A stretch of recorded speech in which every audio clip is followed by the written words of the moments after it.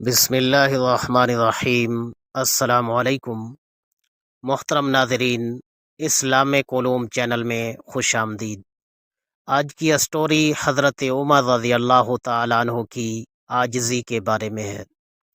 حضرت عمر رضی اللہ تعالیٰ عنہ کے بارے میں آتا ہے کہ جمعے کا دن تھا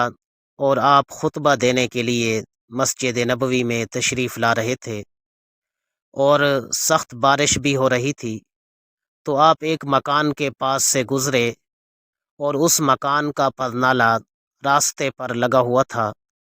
تو آپ کے کپڑے بھیگ گئے، آپ کے کپڑے خراب ہو گئے۔ تو حضرت عمر رضی اللہ تعالی عنہ نے معلوم کیا کہ یہ کس کے مکان کا پرنالہ ہے، تو معلوم ہوا کہ یہ نبی کریم صلی اللہ علیہ وسلم کے چچا حضرت عباس رضی اللہ تعالی عنہ کا مکان ہے۔ تو آپ نے فرمایا کہ جاؤ حضرت عباس کو بلا کر لاؤ۔ جب حضرت عباس کا پتہ کیا گیا تو معلوم ہوا کہ حضرت عباس ایک سفر پر گئے ہوئے ہیں۔ تو حضرت عمر رضی اللہ تعالی عنہ نے حکم دیا کہ یہ مکان کا پرنالہ فوراً تبدیل کر دو، اس کو راستے سے ہٹا دو، کیونکہ آنے جانے والوں کو تکلیف ہو رہی ہے، لوگوں کے کپڑے بھیگ رہے ہیں۔ تو مکان کا پرنالہ تبدیل کر لیا گیا۔ جب حضرت عباس رضی اللہ تعالی عنہ سفر سے واپس آئے اور اپنے مکان کا پرنالہ تبدیل دیکھا تو آپ عدالت میں گئے۔ عدالت میں حضرت ابی بن کعب چیف جسٹس تھے، تو آپ نے مقدمہ درج کیا کہ خلیفہ امیر المومنین حضرت عمر رضی اللہ تعالی عنہ نے میرے مکان کا پرنالہ میری اجازت کے بغیر تبدیل کیا ہے، لہذا ان سے پوچھا جائے کہ یہ کام حضرت عمر نے کیوں کیا۔ تو حضرت ابی بن کعب نے 2 آدمی بھیجے کہ فوراً حضرت عمر کو بلا کر لاؤ۔ جب حضرت عمر رضی اللہ تعالی عنہ عدالت میں آئے تو حضرت ابی بن کعب ان کے استقبال کے لیے کھڑے نہیں ہوئے،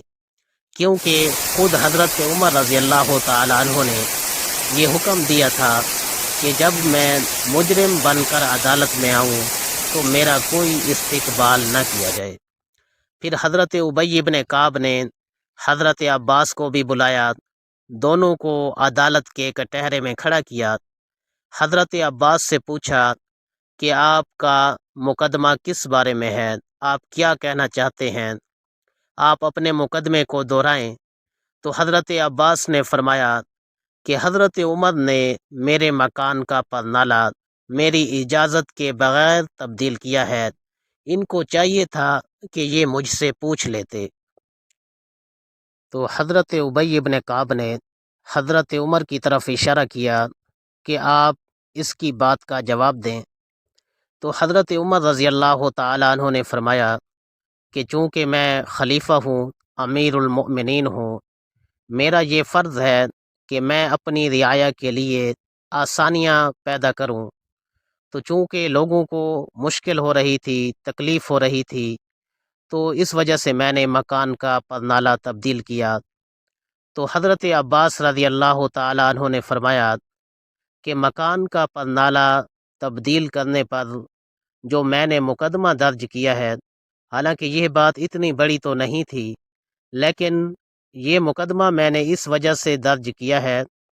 کہ یہ مکان کا پرنالہ میں نے نہیں لگایا تھا، بلکہ اس مکان کا پرنالہ نبی کریم صلی اللہ علیہ وسلم نے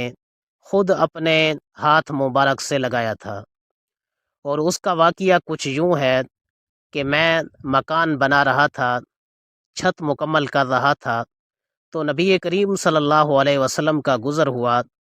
اور فرمایا کہ چچا جان، آپ مکان کا پرنالہ کہاں پر رکھیں گے؟ تو میں نے بتایا کہ یا رسول اللہ صلی اللہ علیہ وسلم، میں یہاں پر رکھوں گا۔ تو نبی کریم صلی اللہ علیہ وسلم نے فرمایا کہ مجھے تو یوں مناسب معلوم ہوتا ہے کہ آپ اپنے مکان کا پرنالہ یہاں پر رکھیں۔ اور پھر اس کے بعد خود نبی کریم صلی اللہ علیہ وسلم وہاں پر ٹھہرے رہے۔ جب پرنالہ لگانے کا وقت آیا تو نبی کریم صلی اللہ علیہ وسلم نے فرمایا کہ اے میرے چچا، میرا دل چاہتا ہے کہ میں اپنے ہاتھوں سے اس مکان کا پرنالہ لگاؤں۔ تو حضرت عباس رضی اللہ تعالیٰ عنہ فرماتے ہیں کہ میں نیچے آیا اور نیچے کھڑا ہو گیا، اور نبی کریم صلی اللہ علیہ وسلم میرے کندھوں پر سوار ہوئے، اور سوار ہونے کے بعد یہ مکان کا پرنالہ لگایا۔ تو جب بھی میں اس مکان کے پرنالے کو دیکھتا تھا تو مجھے وہ منظر یاد آتا تھا، ایک یادگار تھی۔ لیکن مجھے اس بات کا افسوس ہے کہ حضرت عمر رضی اللہ تعالیٰ عنہ نے اس یادگار کو ختم کر دیا۔ جب حضرت عمر رضی اللہ تعالیٰ عنہ کو یہ معلوم ہوا کہ یہ مکان کا پرنالہ جس کو اکھاڑنے کا میں نے حکم دیا، یہ خود نبی کریم صلی اللہ علیہ وسلم نے اپنے ہاتھ مبارک سے لگایا تھا، تو حضرت عمر رضی اللہ تعالی عنہ کی آنکھوں میں آنسو آ گئے، اور حضرت عمر رضی اللہ تعالی عنہ فرمانے لگے کہ مجھے اس بات کا قطعاً علم نہیں تھا کہ یہ مکان کا پرنالہ خود نبی کریم صلی اللہ علیہ وسلم نے لگایا ہے، لہٰذا میں اس بات پر شرمندہ ہوں اور مجھے افسوس ہے۔ تو حضرت ابی بن کعب نے فرمایا کہ آپ امیر المؤمنین ہیں، آپ خود بتائیں کہ آپ کی سزا کیا ہونی چاہیے۔ تو حضرت عمر رضی اللہ تعالی عنہ فرماتے ہیں کہ میری سزا یہ ہے کہ مدینہ کے تمام لوگوں کو اکٹھا کیا جائے، اور سب لوگوں کے سامنے میں گارا بناؤں گا، اور گارا بنانے کے بعد میں خود اس مکان کا پرنالہ اسی جگہ پر لگاؤں گا جہاں نبی کریم صلی اللہ علیہ وسلم نے لگایا تھا۔ چنانچہ یہی کیا گیا، پورے مدینہ میں اعلان کر دیا، سارے لوگ جمع ہو گئے۔ تو حضرت عمر رضی اللہ تعالی عنہ حالانکہ وقت کے خلیفہ ہیں، امیر المؤمنین ہیں، جس کے نام سے کیسر و کسریٰ جیسی طاقتیں لرزا جاتی ہیں، لیکن وہ سب لوگوں کے سامنے گارا بنا رہے ہیں، اور سب لوگوں کے سامنے اپنے ہاتھوں سے پرنالہ لگا رہے ہیں، اور اپنی غلطی کا اعتراف بھی کر رہے ہیں۔ تو حضرت عمر رضی اللہ تعالی عنہ نے گارا بنایا، اور گارا جب بنا لیا تو حضرت عباس رضی اللہ تعالی عنہ کو فرمایا کہ اب میں چاہتا ہوں کہ میں نیچے کھڑا ہو جاؤں اور آپ میرے کندھوں پر سوار ہو جائیں،